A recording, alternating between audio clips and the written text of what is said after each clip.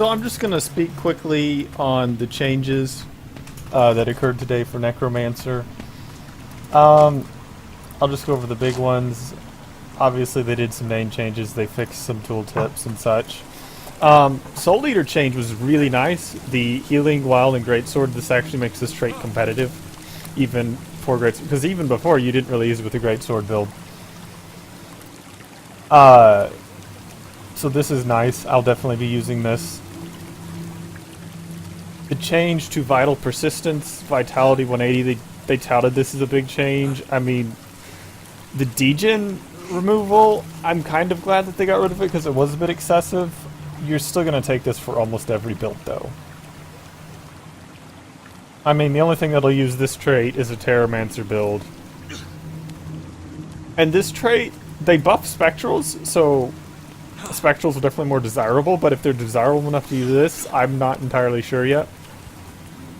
I have seen some Necros in the solo queue since this patch going full Spectral, but I don't think it's really worth it, particularly since the duration increase is now 20% instead of 50%, which is kind of necessary because they did buff durations on a lot of Spectrals, but the fact that they reduce the duration increase of Spectral Mastery while buffing the base durations of Spectral skills means that you're more likely to use lots of Spectral skills without taking this trait, rather than the intended extra diversity that ArenaNet said they wanted in the patch notes.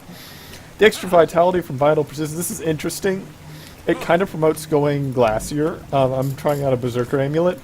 Also, Demolishers may be a thing now, because with the Vitality Pad, obviously this isn't enough as much Vitality as, say, a Marauder Amulet. But with a Vitality Pad from, say, your Rune and that trait, it may be worth looking at a Toughness Amulet rather than a Vitality Amulet. Or you could go with Marauder and just stack all the HPs. Signet builds are dead. The Signets of Suffering change doesn't make it really work. I tried in the last match, a passive healing build using Signet of Vamp, this trait, Doliax runes, and all the other passive healing I could get. It doesn't really work. Although it does look really nice to be healing for 500 on the Signet of Vamp passive effect. And the problem, it's just not worth it. It may be worth it if you're running with a healer, but other than that, it's just not worth it compared to other options. And the loss of Boon Corrupt from your Signets and the loss of Might Gen means you're just not really getting anything out of it. It's also really problematic if you're running Plague Signet, because Plague Signet will now pull 2 Condis instead of 1, which just sucks a lot, particularly if you're dealing with Condi builds, because you're going to end up just getting every single Condi on the game on you all the time.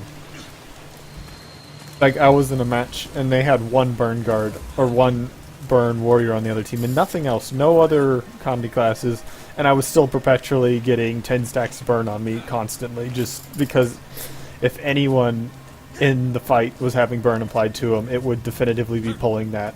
Just because of how much more frequently it's pulling Condis to you, you'll always be picking things up. Spiteful Spirit, this will probably be what you use all the time for Spite now, simply because it's now corrupting 2 boons, and with the death of Signet builds, there's just not anything else to take for PvP. I do like that they supposedly fixed this retail gen. I haven't tested this yet. I haven't run a build today that's actually used it. This will be the first. This next match will be the first time I've used it. But the actually granting retail will be nice for Blighter's Boon, because it means it'll count as healing when we go into Shroud. And that's also why I'm messing around with Foot in the Grave, just to see how much healing I can get on Shroud. Probably not a ton, but hey.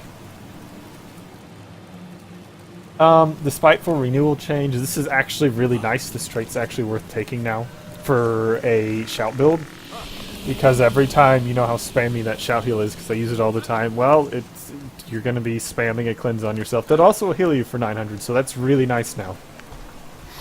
Obviously, if you're running a build with Consume Conditions as your heals, you won't want to use this, because Consume Conditions will rip all your Condis, so you won't get anything out of it.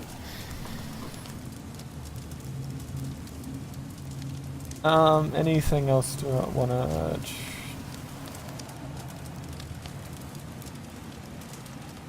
There's not really anything else to talk about. There was a lot of changes to other classes. I'm not going to comment on them. I'm kind of ticked off that they buffed Thieves as much as they did. Obviously, they didn't buff Meta Thief, but Sword Thief is kind of cancer, and the fact that they increased the stun duration on Pistol Whip is ticking me off so much, but whatever.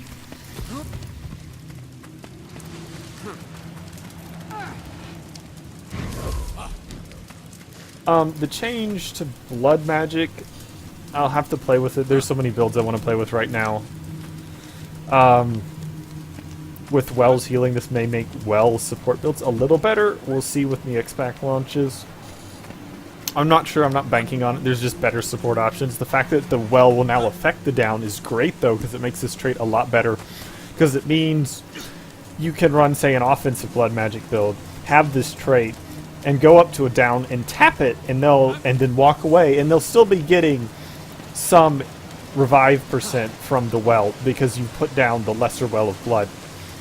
And that'll be really strong, just being able to tap revive and then walk away and have them reviving while you're doing something else. Obviously, you won't completely revive them do that, but it allows you to assist in a power res that other players on your team are doing by tapping that, and then if you're under pressure yourself, you can walk away. So this is really useful for assisting a res, even if you don't have maybe your Shroud up to actually do the res and so forth. This trait, you'll never see this trait used after the change to Signets of Suffering. This is pretty much going to be the go-to minor trait for all PvP modes if you're using Blood Magic. A little more healing out of Vampiric Rituals, I think, was one of the changes. Yay, that's exciting, I guess. Buff for well builds, to be sure. I don't think you're going to be seeing well builds yet, but we'll see. I'll play around with them. They kind of buffed this trait. They buffed its base heal. It's not as exciting as you think it was. Like with a Mender's amulet on, you're not actually getting much heals than you would get before the change was made. I mean, I guess it makes the trait a little more desirable, or if you're not running healing power. But this, if you're not running healing power, it's still not going to be desirable. It was kind of a dud change. You'll probably still run it if you're running like that Mender's build that I talked about before and used on the Mender's lab. I'll probably go back to that and do another lab on Mender's Reaper with these changes. But that's just something I'm going to have to play with. And then nothing else was changed here. I do like that they updated the tooltip effects. It's a lot easier to read now. Terrifying Descent.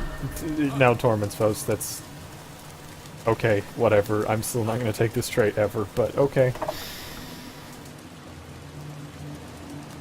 And then I don't think they changed anything else. No.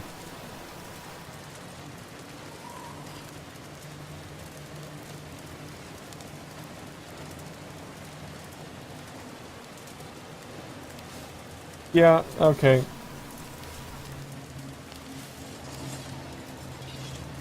I still didn't fix Soul Comprehension. I know a lot of people were hoping for them to buff Soul Comprehension, but they didn't. Sad day.